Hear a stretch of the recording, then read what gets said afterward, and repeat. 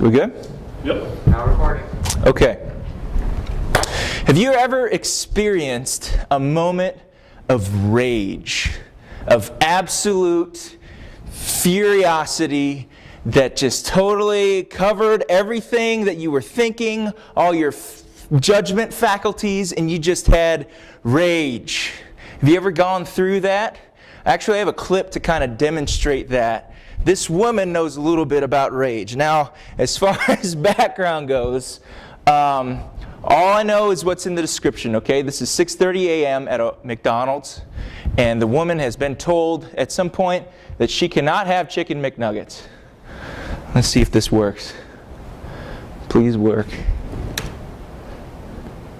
There's no audio, it's just the security cam.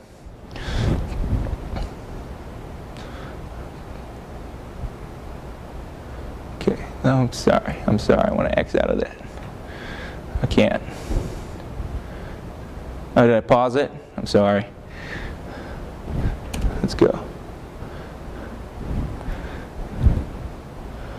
Okay, it skipped a little bit. But this woman, okay, my video is malfunctioning. This woman has pulled up to the drive-thru and she can't get her McNuggets, so she threw something at the window, and now she actually hit the lady in the drive-thru. She had a friend come up, they closed the window. She tried to force it open, she can't, so now she's trying to break it open with her elbows. Is she going to drive away? Actually, she's not driving away. She's looking for something. She gets something, and she breaks the drive-thru mirror, and now she drives away. Yeah, that's called the McNugget rage fail. You can turn that off. What we saw in that video was a perfect example of exactly what I'm talking about. Just utter, pure emotion, pure rage that blinded, that totally took away all faculties of emotion. And as I asked you before, have you ever gone through that sort of feeling? Has that ever occurred to you? Well, the character in our story today, he feels the same way. He's somebody that we can actually identify with because he had a moment where he was very susceptible to that very thing. So let's actually turn in our Bibles to Genesis 4. We're going to go over this story. Now, our story in Genesis falls right on the heels of the fall. I think many of you are familiar with this. But just to rehash what happened in Genesis was we have the story of God, we have the story of man. We have the story of man in paradise, and God said to man about all the trees in this garden in Eden in paradise. He says that you can have any of them, but if you eat of that one tree, then you will surely die. That's the tree of the knowledge of good and evil. And so then paradise falls because the woman is deceived by the serpent. Woman eats apple, man eats apple. And then what happens? Do Adam and Eve die? Well, not immediately. They don't die, do they? That's a curious thing, isn't it? So one has to ask the question, was God lying? Or was there something to the concept of death that we don't see naturally, us in our context on this passage?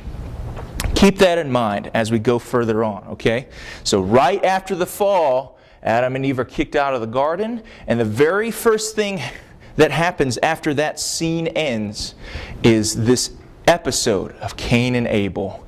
Cain and Abel is the very next scene after the fall. And what we see in the story of Cain and Abel is the demonstration of the fall.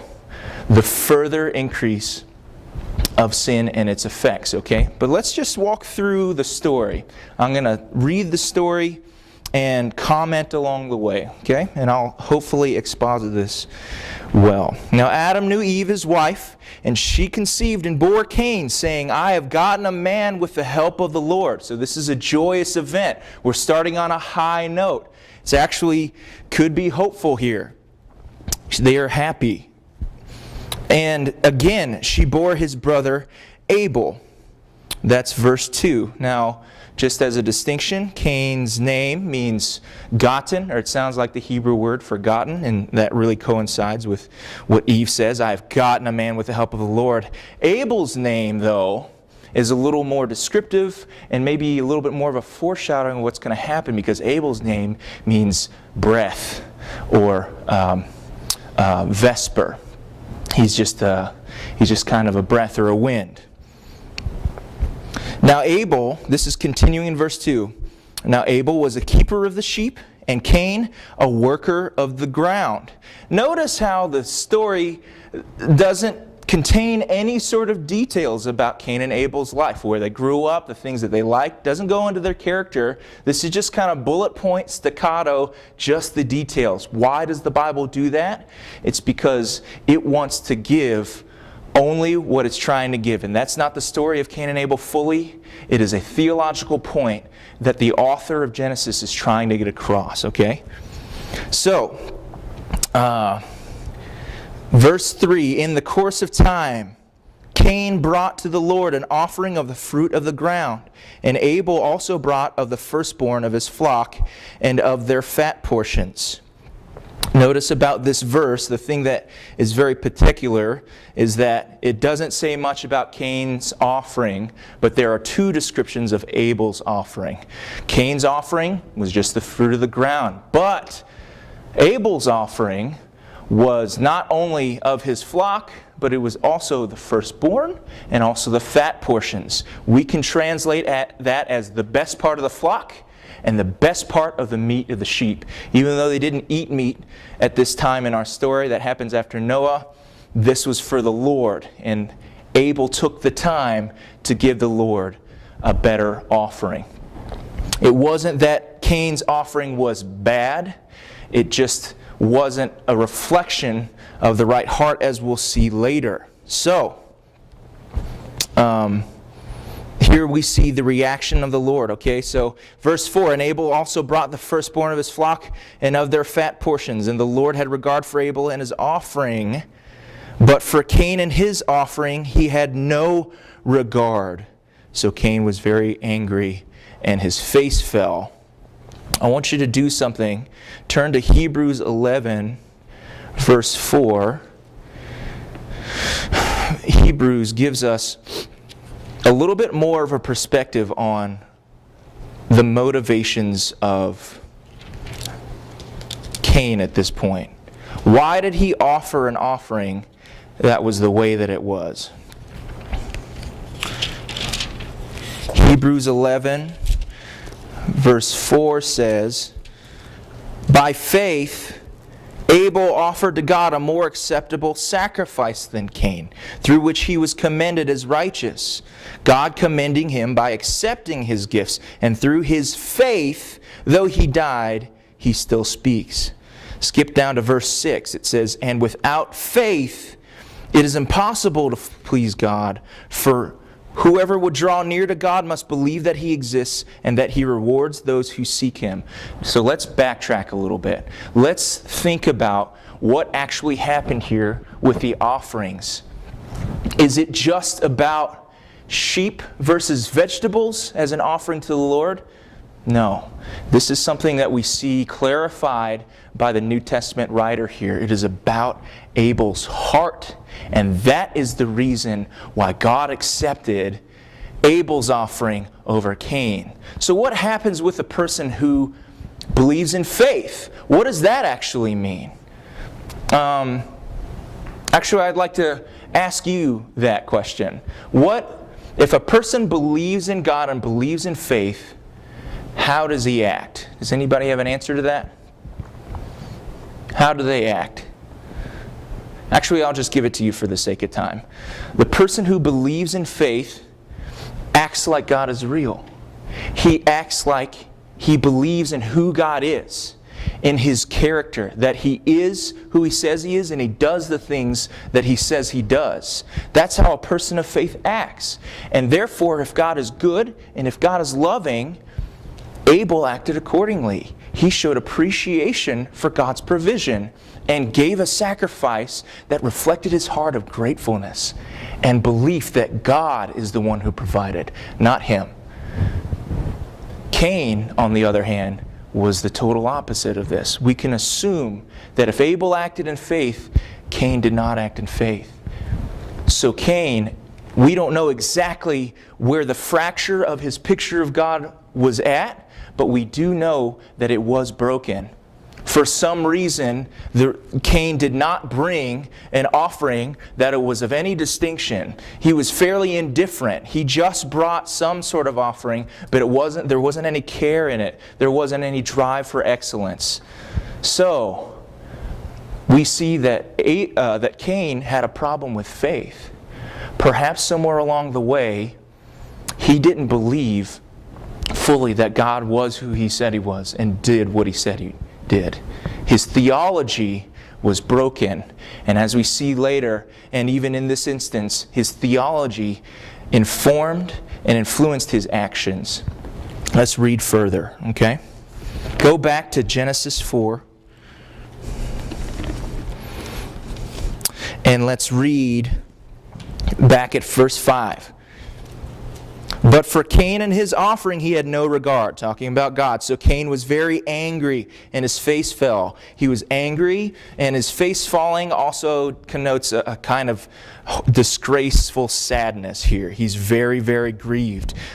The Lord comes in gracefully in a fatherly tone and says to Cain, "Why are you angry and why has your face fallen?"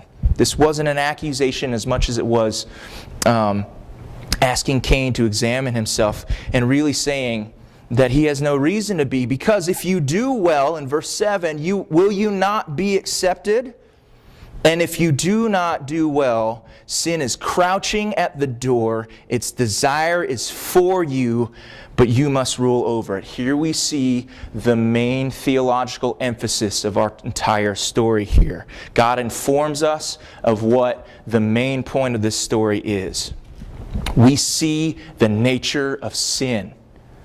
Sin is like a predatory animal. Sin is crouching at the door of Cain. And what is its desire? Its desire is for Cain. We can take that to mean that its desire is to possess Cain, to utterly rule over him. And in the end, we see that its desire is to destroy him. This also shows us a little bit more on what God meant in the fall with Adam and Eve. He said, if you eat of that tree of good and evil, you'll surely what? Die. But did they die? No, not physically. But where they did die, I propose to you today, is spiritually. Spiritually, there was a decrease of intimacy with the Lord, and they were cast out of a place of intimacy. With Cain, we see an even further deepening of lack of intimacy and more separation from God because of his sinful actions. Let's finish this story up. Verse 8, Cain spoke to Abel his brother, and when they were in the field, Cain rose up against his brother Abel and killed him. Then the Lord said to Cain, "Where is Abel your brother?" He said, "I do not know. Am I my brother's keeper?" And the Lord said, "What have you done? The voice of your brother's blood is crying to me from the ground, and now you are cursed from the ground, which has opened its mouth to receive your brother's blood from your hand. When you work the ground, it shall no longer yield to you its strength. You shall be a fugitive and a wanderer on the earth." Cain said to the Lord, "My punishment is greater than I can bear. Behold, you have driven me today away from the ground, and from your face I shall be hidden. I shall be a fugitive and a wanderer on the earth, and whoever finds me will kill me." God later shows grace to Cain, even in his sin. He gives him a mark to where the people that see that mark won't kill him because they're afraid of the punishment from God. So even in his sin, we see the mercy and grace of God. So, how does this story relate to us? What do we see here that we can draw from to apply to our own lives? Well, I think the main point of the story here, the point that the writer is trying to get at, is that sin kills. Ultimately and fully. It has a lot of destructive properties, but it is tagging on to what happened in the fall. In the fall, God proclaimed, if you eat of this tree, you'll surely die. Well, death happened. It's just not, it wasn't in a physical sense. And then we see this sort of spiritual death happening in Cain's life. Cain is stripped. Well, not only does he die first to God because he turns his heart from God and then commits murder, but Cain is stripped of his well-being. He can't work the ground anymore. He's stripped of his family, of the place where he resides, and ultimately is separated from God. As far as we go, when our faith is lacking, and when we don't believe in God properly, we have a misperception of God, our perception of God is skewed, then we too are more prone to give in to sin. And when sin happens in our life, one of the things that we realize is that we don't see the predatory nature of sin. We don't see that it's crouching just outside our door. And we don't realize that its desires to possess us, to utterly control us, to kill us spiritually. Don't you see those effects in your life when you give in to sin? I know the times in my life where I felt the most distant from God was not of God's doing. It was of my doing. When I gave in to lust, when I gave in to pride, if I gave in to worry and didn't believe that God was going to provide for my life in times of need, I felt distant from God. The intimacy was cut. It was shattered in many ways. But those times where I felt close to God were times where I was obedient and I strived, I fought, just like God said Cain could do. If you can fight and have mastery over it. I fought and attempted to have mastery over my sin, and that brought me intimacy with God. It didn't bring me salvation necessarily. I never believed that my salvation was lost when I sinned, but my intimacy, according to how I lived my life, whether I sinned or whether I didn't, was dependent upon sin and my avoidance of it.